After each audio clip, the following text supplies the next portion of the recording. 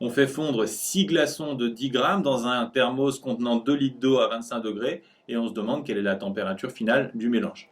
Alors pour ça, on nous donne la capacité thermique massique de l'eau, mais aussi de la glace et la chaleur latente de fusion.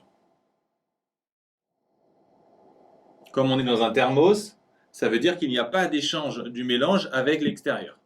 Donc l'eau va intégralement céder sa chaleur au glaçon pour trois choses.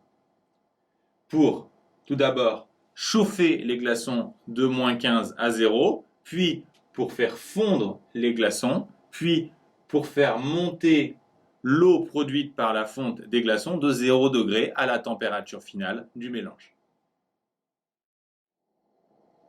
On va poser M1 la masse des glaçons et M2 celle de l'eau initialement présente dans le thermos.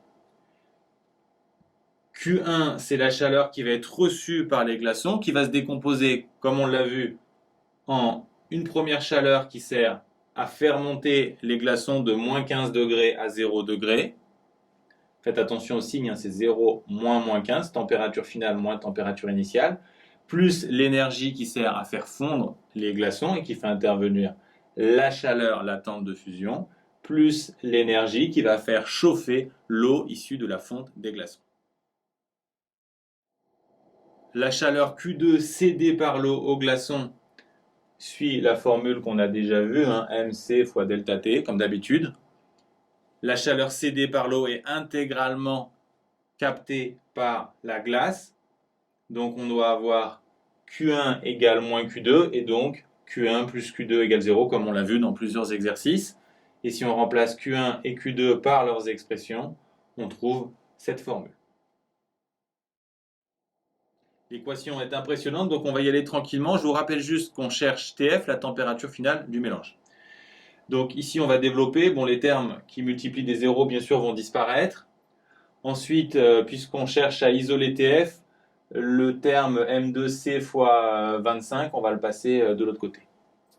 Ensuite, justement, on veut isoler TF, donc on va garder les termes en TF à gauche, et donc on va passer ce terme et celui-ci de l'autre côté, donc à droite. On a gardé les termes en TF à gauche. On peut factoriser par TF, et même TF fois la capacité thermique de l'eau. De l'autre côté, on peut factoriser par M1. Surtout, vous ne simplifiez pas les capacités thermiques de l'eau parce qu'il ne multiplie pas tout ici, il y a deux termes. Ensuite, bon, finalement, on ne peut pas faire grand-chose. On a juste à diviser par la somme des masses et la capacité thermique massique de l'eau.